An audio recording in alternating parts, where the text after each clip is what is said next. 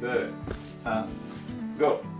皆さんこんにちは、タサンシマです。今日は、キッシュを作りたいと思います。キッシュって言っても中の具材本当に何でもよくて、一番オーソドックスなやつがキッシュロレーヌという、玉ねぎとベーコンだけの、キッシュが、基本的な感じであるんですけど、本当にもううちでもそうなんですけど、季節の野菜とかキノコとか何でも冷蔵庫に余ってるものとかを入れて作ります。今日は、ほうれん草とベーコンと玉ねぎで作りたいと思います。それでは始めます。今日はこの22センチの型を使いたいと思います。で、うちだとこのサイズだとちょっと小さすぎて足りないので、いつもだったらもう35センチとかある36センチぐらいある型を使ってるんですけど、今日はあんまりちょっと一般的じゃないと思うので、この型でやりたいと思います。でまず一番最初にすることなんですけど、玉ねぎを炒めていきます。フライパンに油をひいておきます。油はバターでもいいし、サラダ油でもオリーブオイルでもいいです。で、バターを使うと少しやっぱり甘みが出てコクが出ます。具材の量は多くてもいいし、少なくてもいいし、卵生地をこう楽しみたい、フルフルした感じを楽しみたいって人は少なめにして、で逆に具をいっぱい、野菜をいっぱい入れたいとかっていう人は、具を多くすればいいだけなので、ちょっと卵液の後から入れる卵液の分量が少し余っちゃったりとかするかもしれないんですけど、今日は、玉ねぎを1個分で作りたいと思います。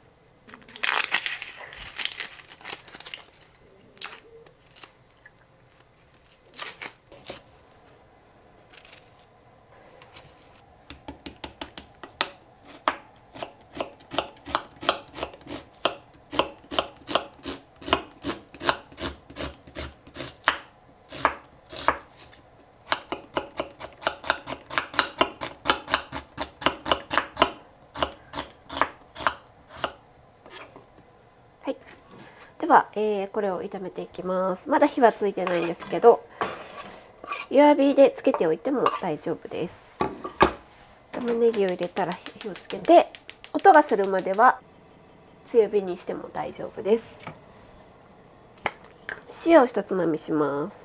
はい、この塩の脱水作用で、水分が出てくるので焦げにくくなることと、水分が抜けて旨味が凝縮します。で今音がしてきたので、火を弱火に戻して、で塩を行き渡らせていきます。玉ねぎなんですけど、今回は薄切りにしたんですけど、薄切りにするとこう卵液にこうゆらゆらっと馴染んで、口当たりがすごく良くなります。で逆にもうちょっとこう具材の存在感を出したいっていう時は、玉ねぎも角切りにしたりとか、ベーコンブロックも角切りにしたりとか、他のズッキーニとかキノコとか季節の野菜をゴロゴロ切って、入れるっていう方法もあります。で、どちらも大切なのはやっぱりじっくり炒めてあげて、素材の水分を抜いて旨味をしっかり凝縮させるっていうことが大切です。でベーコンは結構塩分も強いし味も濃いので存在感あるんですけど、野菜の旨味がしっかり出てないと後の卵のふわっとした感じに消されちゃって、ぼんやりした味になってしまうので、ちょっとここは辛抱強く炒めてください。炒めている時のこの音を聞いて、あまりにも音が小さいようだと全然炒まっていかないので、チューという音が聞こえてくるのを確認しつつ他のことをし始めるようにしてください。はい、今回は玉ねぎの他にほうれん草とベーコンを使っていきます。ベーコンは薄切りでもいいですし、あと切ってあるタイプのものをそのまま使ってもらっても大丈夫です。はい、ほうれん草は根元のところに土がつきやすいので、ここに溜まりやすいので根元をしっかり洗ってあげます。でもしこの根っこまで食べたいという人は、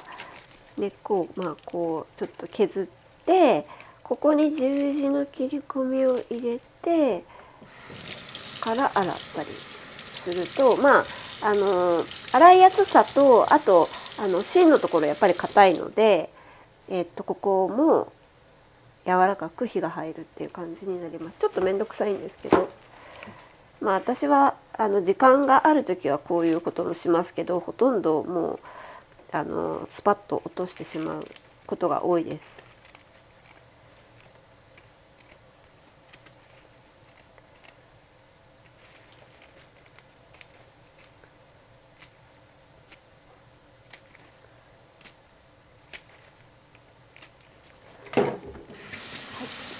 しっかりほぐしながら洗っていきます。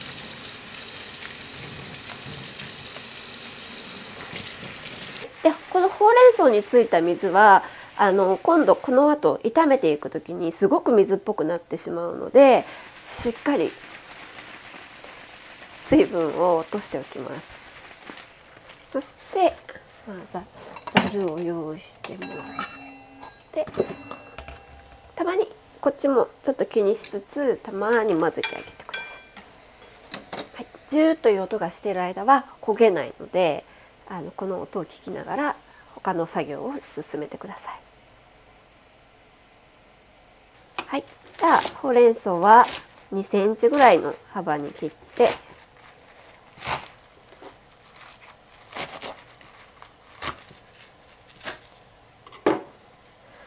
アクの強いほうれん草の場合は一回さっと茹でて使った方がもしかしたらアクは取れるかもしれないんですけど、最近のほうれん草そんなにすごくアクが強くないと思うので、私はこのまま、一緒に炒めていきます。でもどうしてもそのほうれん草の味が嫌だとかアクが気になるっていう人は、ほうれん草は別でさっと火を通して茹でて火を通した方がいいかもしれないです。はい、ほうれん草はこれで、次にベーコンを切ります。ベーコンは入れる量はもう好きなだけ入れてもらっていいです。ちょっとでもいいので入れておくとすごくやっぱりアクセントになるので、ベーコンがない人はソーセージとかなんかちょっと味が強いもの、お肉入れてもいいですし。じゃあ今日は半分使いたいと思います。半分ということはだいたい100g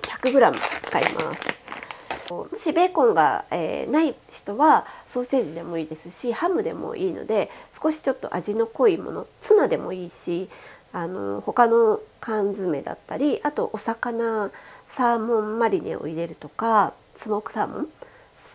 ンを入れたりとか、あと普通にお魚とかお肉を使ってもらってもいいので、味が強くてうまみが、強いものを少し混ぜておくとすごくアクセントになって単調な味になりにくいので、ベーコンは表面に水分がついているので、この水分は取っておきます。でこれはやっぱりベー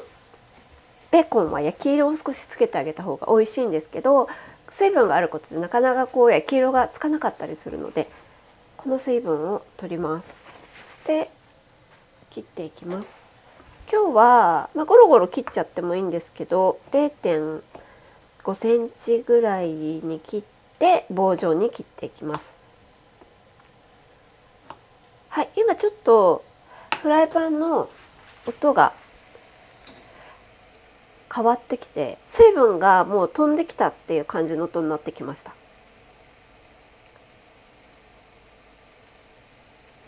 はい、こういう音になってくると焦げが始まってくるので、ちょっと気をつけて混ぜていきます。これを同じ幅で棒状に切っていきます。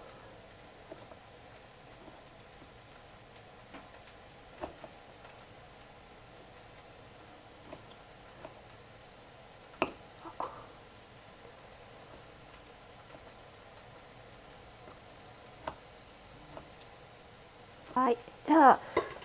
もうちょっとパチパチ言い始めてるので、このベーコンをもうここに入れてしまいます。少少しだけこのパチパチ言ってる感じのところ、こういうところが色がついてきてる状態ですね。このまま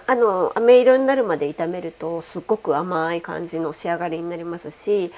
玉ねぎの炒め加減もお好みで大丈夫なんですが、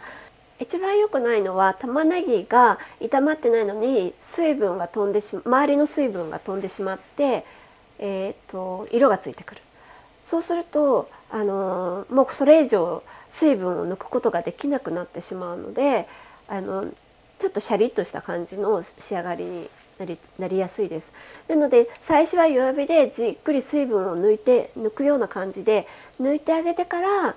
それから水分、炒める人はもうちょっとこう焼き色をつけたい人は水分を抜いてから焼き色をつけていくっていう感じにすると美味しく炒まります。で今もうちょっとパチパチしてきて、これからずっと炒めていくと色がだんだんついてくる、茶色っぽくなってくると思うんですけど、今日はもうこのくらいにしておこうと思うので、ここでベーコン入れます。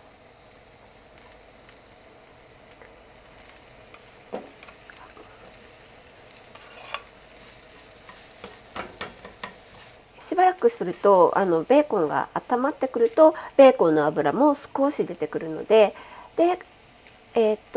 コンがいい感じで自分が炒めたいところまで炒まったらほうれん草を最後に入れるという感じにします。はい、あとはこの後、このくらいまでできたら今度型を伸ばしていきたいんですけど、今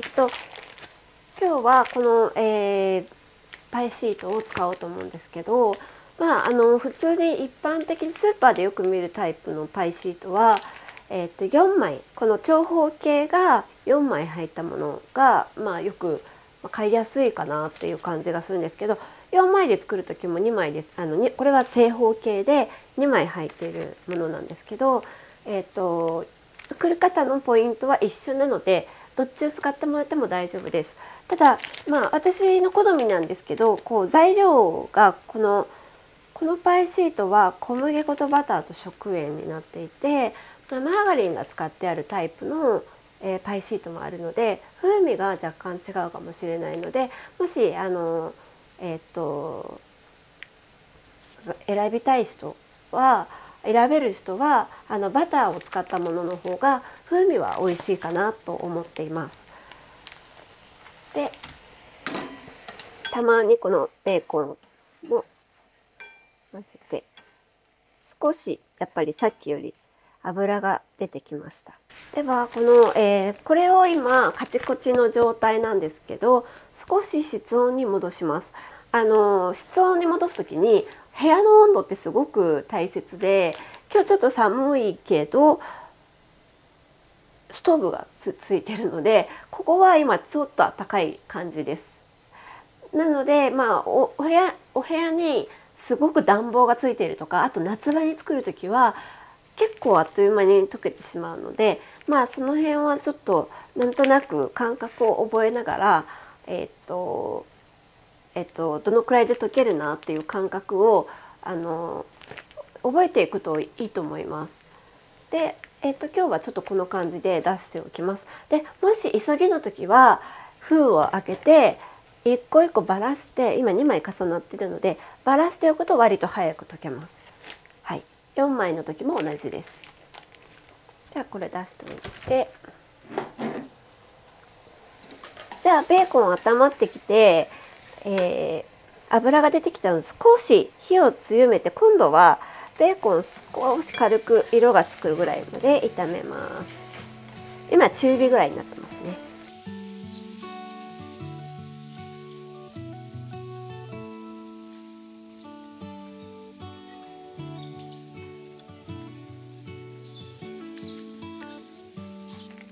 はい、今ちょっとパチパチ言ってきて、パチパチ言ってるってことはすごく焦げが始まってくるサインなので、このくらいまで炒めたらほうれん草を入れます。ほうれん草はもう強火で一気に火を通していきます。はい、今、火は強火にしてあります。で、手早く上下を入れ替えて全体に油を絡めていきます。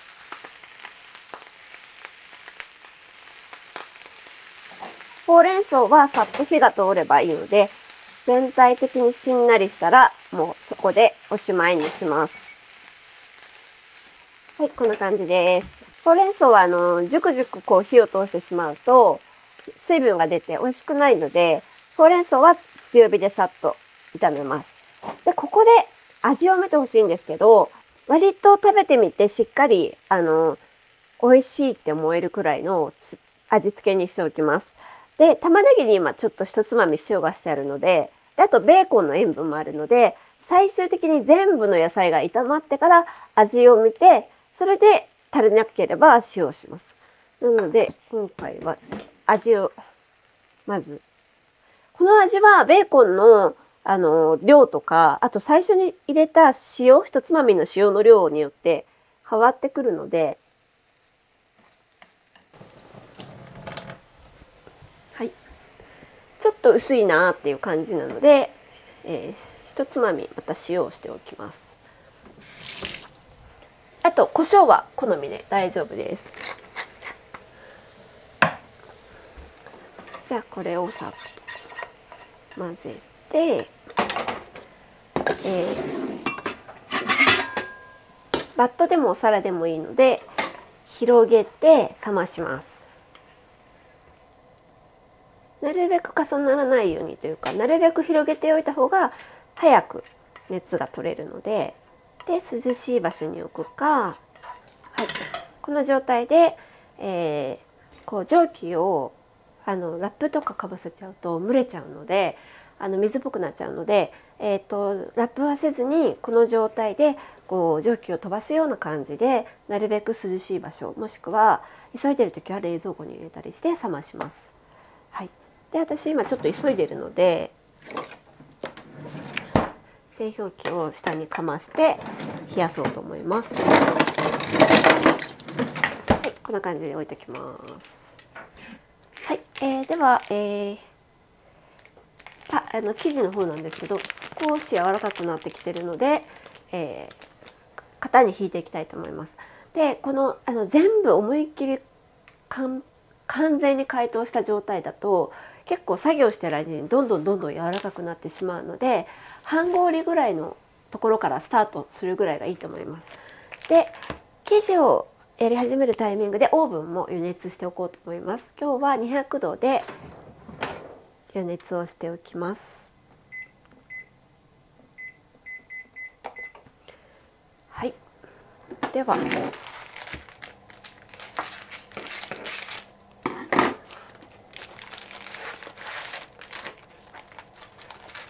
今ちょっとまだ凍ってるんですけど、こう動く感じでの状態まで、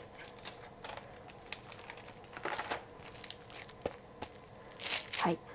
で4枚の人はこれが半分になったものが4枚、長方形のものが4枚あると思うので、同じようにやっていくんですけど、このパイシートはあんまり伸ばしたりしない方が難しくなくて、あとこう早くできるし、あと失敗しにくいので、私はこのまま貼り付けていくっていう感じにしたいと思います。もし少し硬いなと思ったら手でこうやって手の温度で少し温めても解凍していきます。この生地を貼り合わせて型に敷いていこうと思うんですけど、綿棒で伸ばしたりするとどうしても層が破れてしまって油がバターが流れ出ちゃったりとかしやすかったり、はい、あと室温とかのテクニックがないとなかなか伸ばすっていう作業難しいと思うので、貼り付けていこうと思うんですけど、こうしてここに真ん中に1枚置いて、ここに4枚貼り付けるっていう形でもいいし、ここを利用してここの3枚貼り付けるっていう形でもいいと思います。ただ、4枚の人はどっちにしても合うように少しだけ重ねて貼り付けていくって感じなんですけど、ただやっぱり貼り付ける場所が少ない方が液漏れしにくかったりとかするので、今日はこの、ここの3枚3箇所貼り付けるっていう方法でやりたいと思います。でまずここの長さなんですけど、折りたたんでこうくるので、ここは少し余裕があるような感じで合わせておきます。だからここを折ってこの高さで少し余裕があるぐらい、一番低いところを見てください。ここを角を立ててあげて、少しちょっと余裕があるぐらいまで折っていきます。あとはここの角をしっかり端っこまでこう折り曲げてあげて、これですね。はい、で一回ここで指で押さえて角を立てるようにします。そしたらこの側面に沿わせて、はい、少し生地がこうふっくらこういう風になってる状態です。でこれは生地は火が入ると縮むので、まっすぐぴったりこういう風に合わせてしまうと縮んで液がボワって流れちゃったりするので、少しこうふんわりさせた状態でこういう風にしておきます。はい、じゃあ残りの3箇所、こことあとここですね。でここが一番幅が長いので一番生地をたくさん使うので、半分ぐらいに切ってしまいます。はい、半分に切ったら、こうしてここは0.5 センチから1センチぐらい重ねる感じで貼ります。1センチぐらいですね。1センチぐらい重なっている状態でしっかり押しておきます。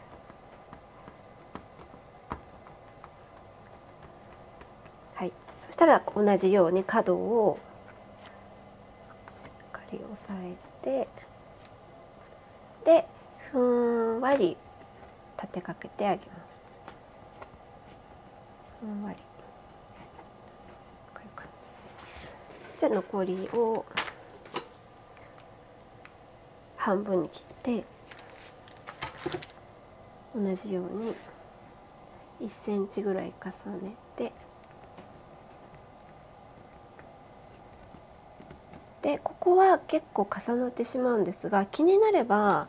ハサミで切ってもいいんですけど、あんまり切ってしまうと、もったいないのと、あと結局生地が縮んできて隙間ができちゃったりしやすいので、ここは押さえて厚さを薄くするっていう感じにします。で角を今ここ角を押して、ここ重なっている部分はしっかり押す。ここもそうですね。重なっている部分はしっかり押す。でふんわりかける。あとは一緒です。こっちも同じようにやります。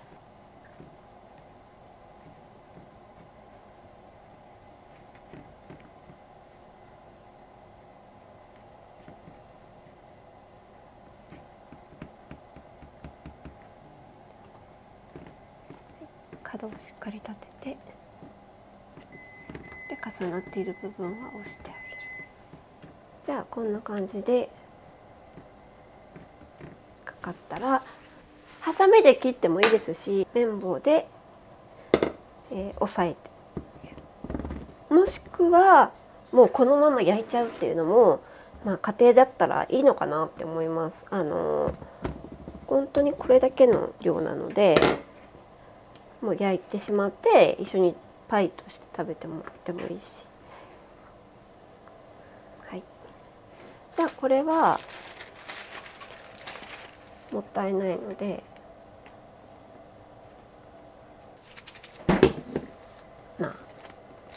粉チーズを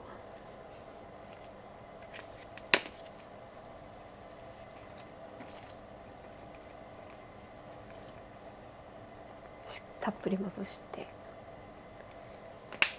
黒胡椒でくるくるくるくるく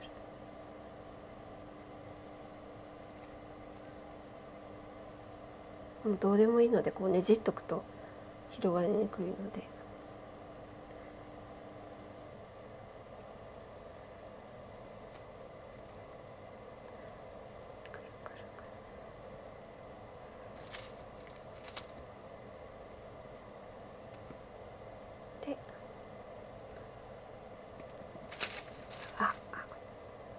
い、これでついでに焼いてしまいましょう。はい、あとは側面がふんわりしている状態なので、このまま焼くとなみなみの模様がつかないまま焼き上がってしまいます。なので今度はこの親指の背を使って押さえつけます。押さえつけながら回していきます。そうするとやっぱりふんわり乗せてるだけなので、少し型から浮いた状態でくっつきます。浮いた状態というのは型から生地が出る状態ですね。ここが少し出る状態。そしたら今度はこのちょっと出てるなみなみをしっかりつけれるように、この指でこういうふうに押していくんですけど、押してこの出たところをつまんで引っ掛けるようにします。ちょっと今もう生地が柔らかくなってきたんですけど、押して引っ掛ける、押して引っ掛ける、こういう感じです。これを全部やります。この時にもし生地がもう温まってしまってベタベタくっつくようだったらめんどくさいんですけど、一回冷やした方がやっぱり作業はやりやすいです。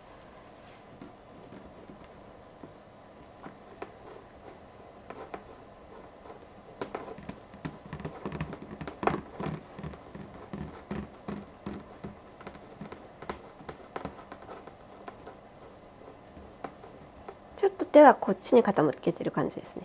傾けてつまむって感じです。でつまんだついでに回すっていう感じですね。はい。で全部できたら少し今温まってきてるので冷凍庫に入れて、その間に、卵生地を作りたいと思います。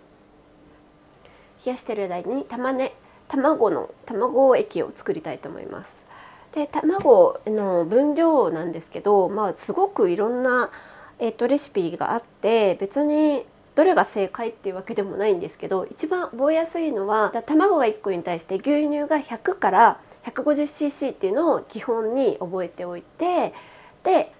型の大きさとか多分自分が持ってる型と、私は22センチなんですけど、私は25センチで作ります、21センチで作りますっていういろんな方がいらっしゃると思うので、1個その目安として、この1回作ってみて、それでちょっと少ないな、ちょっと多かったなみたいなのが出てくると思うので、その辺の牛乳の量とかは調整してもらって全然大丈夫だと思います。でだいたい22センチとかもう30何センチとかになると、卵3個ぐらいあった方がよくって、今日の22センチの量だと 600cc ぐらい液体が入るぐらいの量なので、具材が入ってくるとまた具材の量によって液体の量がまた変わってくるので、ぴったりっていうふうにはなかなか皆さんがぴったり作るっていうのは難しいかなと思うんですけど、今日は、3個の卵に対して 300cc の牛乳でいきたいと思います。でもしもうちょっとクリーミーにしたいっていう人は牛乳を半分ぐらい生クリームに変えたりとかしてもしっとりクリーミーな仕上がりになるので美味しいですし、クリーム余ってるからちょっと入れちゃおうみたいな感じでもいいし、卵と牛乳の量も一回焼いてみて好きな割合でやるといいと思います。では卵をまず割っていきます。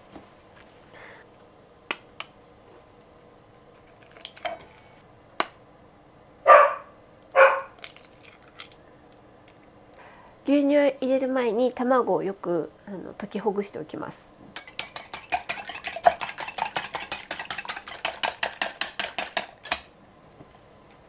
はい。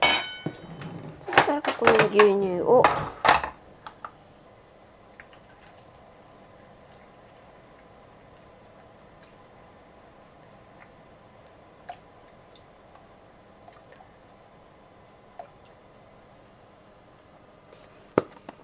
この、卵液に味をつけるんですけど、味は具にしっかり味がついてるので卵は薄めがいいです。じゃないと結構真っ平らな同じぐらいの塩分量にしちゃうと真っ平らな味になっちゃうので、やっぱりここは具と卵液でメリハリをつけてあげて、食べた時に面白さを感じれるような味の構成にしておきます。なので、塩は1つまみぐらいでいいと思います。胡椒は好みでいらなくても大丈夫です。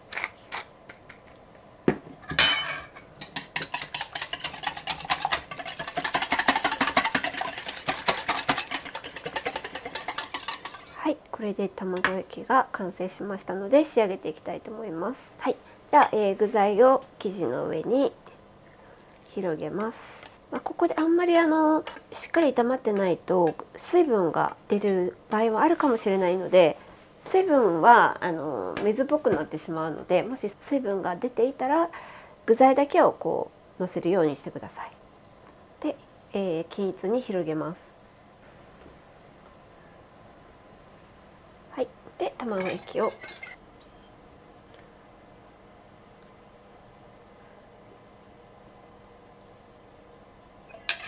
で一回ま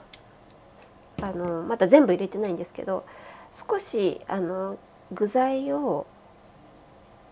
軽く揺すってしっかり具材の間に卵液が染み込むように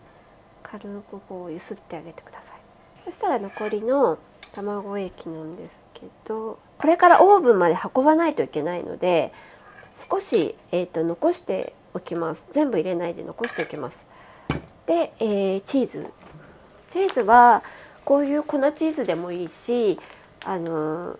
ピザ用のこういうチーズでもいいし、好みです。削ってこうやっていいチーズ使ってもらってもいいし。で今回、どっちも色がちゃんとつくので、今回こっちでやってみたいと思います。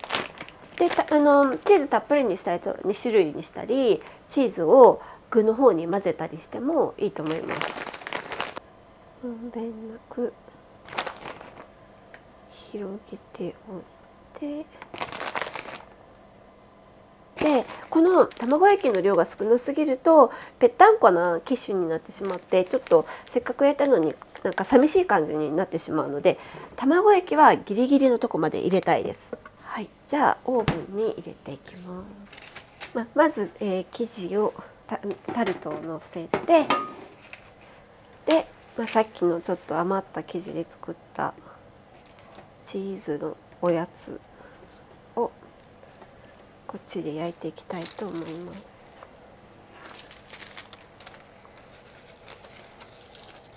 でこの卵液はオーブンに入れてからこう流したいんですけど、これでできる人はこれでやってもいいし、もしやりにくければこういうちょっと取っ手がついた計量カップ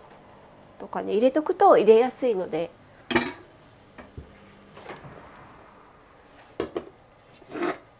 はい、じゃあこれを今3分の1ぐらいこう中に入れてる状態なんですけど、ここで初めて最後の卵液をギリギリまで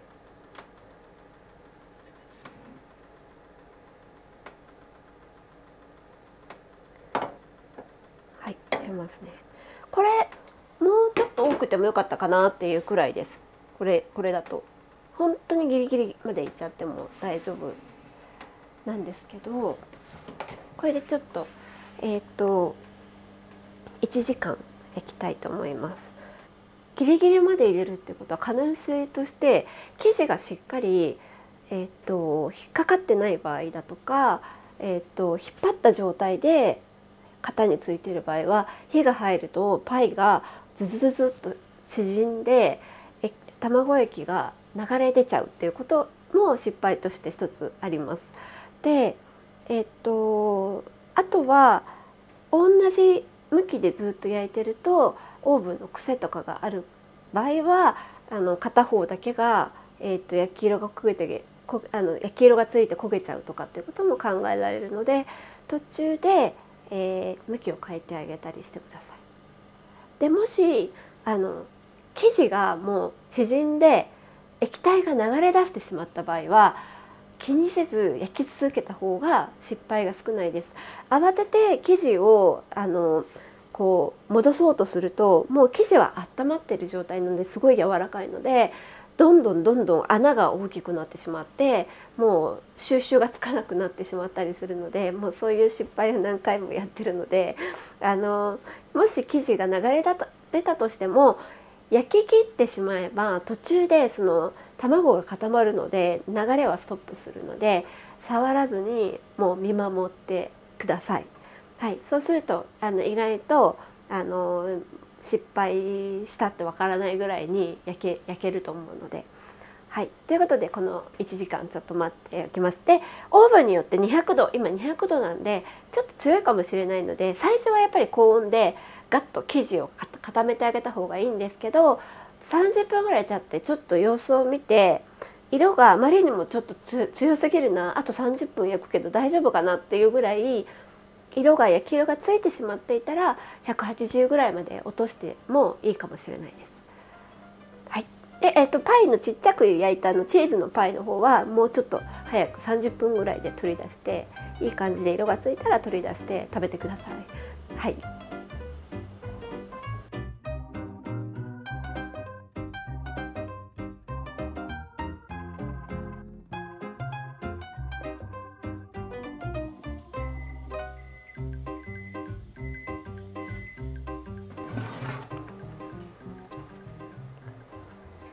こんな感じで今焼き上がりました。で、30分ぐらい経った時にこのチーズの端っこのやつは取り出して、もう冷えている、冷めている状態です。でこちらのキッシュなんですけど、結構焼き色強いなって思われる方いらっしゃるかと思うんですけど、このくらいしっかり焼き込んでおかないと、パイがしなしなになってしまってあんまり美味しくないので、粉物はしっかり小麦粉に火を通してあげた方がサクッとした風味も良くなって美味しいので、まあこのチーズのこの焼き色は苦いっていう色ではないので、このぐらいを目指して焼いてほしいです。でちょっとこの状態で触らずに、粗熱が取れるまで待って、それから型を外して、切っていきます。もし熱々の状態で食べたいっていう人はもちろん熱々で食べてもらっても構わないですし、冷たくしても美味しいですし、あとは好きなように食べてください。では、先ほどのキッシュなんですけど30分ぐらい経ちました。で今も結構冷めているけどちょっとほんのり温かいぐらいの感じです。ではこれを型から外していくんですけど、少し型の方に生地が漏れちゃったりしてくっついちゃってるんで、今こうやってやっても取れないんですね。なので、ちょっと、包丁をくっついてる部分に入れていきたいと思います。まあだいたいくっついてるのはこういうところですね。ちょっと漏れてこうちょっと黒くなってるようなところが割とくっついてます。で分かりやすいのはちょっとこう下から少し押して反応がないとこ、今ここの辺がくっついてますね。ここにまあなるべく生地を壊さないように、よしはい、外れましたね。はい、いい感じです。で生地はこういうふうにこんがり焼けてるのが美味しいと思います。焦げてるかな、まあ、この辺の色の濃さだと苦いってことはないですね。香ばしい感じ。まあ少なくてもこのくらいの感じ、きつね色ぐらいになるまで焼いてほしいです。下もこんな感じで綺麗にこんがり焼けている状態で、ここまで焼き切らないと結構食べてもなんかむにゅってした食感になっちゃったりとか、生焼けの生地があってちょっと粉っぽさを感じたりとかしてあんまり美味しくないので、しっかりキッシュ焼き切るように、してください。はい、では切ってみたいと思います。まあ厚さがあんまりないので、表面のチーズがもしかしたらチーズの種類によっては割と膜になっちゃってるかもしれないので、表面をまず切ってストンと落とします。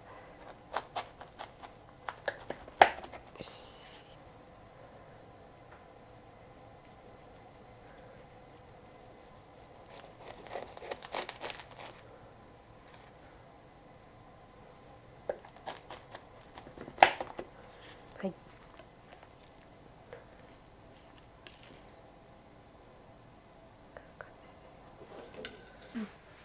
はい、もし切り分けた後に残ってしまった場合は、ここの切り口が乾燥しちゃうので、少しアルミホイルで、まあ何センチだろう、10センチぐらいの幅に切って三つ折りにして、ちょうどタルトの幅ぐらいにして、こういうちょっとペラペラっていうのを作って、ここに、ぴったり沿わせてあげて、それでもう一回こうやって型に戻して、でこの状態でラップをして冷蔵庫で保存してあげるといいと思います。食べる時に、レンジで温めるか、まあちょっと蒸れるのが嫌だったらオーブンでちょっと低めの180度ぐらいのオーブンで5分ぐらいかな、ちょっと様子見ながら焦げない程度に温まるぐらいまでオーブンで温めると一番美味しく食べられます。はい、2、3日で食べた方がいいかなと思うので、はい、パリッてしてるうちに食べるのが一番美味しいです。はい、でもお弁当とかにもいいと思うし、これからの季節だとちょっとおせち、洋風なおせちを中に入れてみるとか、もう少し小さく焼いて入れてみるとか、まあ友達とかパーティーをする時に使えるレシピだと思うので、ぜひいろんな具材で試して作ってみてください。では、分量は概要欄のところに書いてありますので、参考にしてみてください。さようなら。50g、100g の牛乳が、150ちょっと300cc だ。だから卵1個に対してだから牛乳が 300cc なの。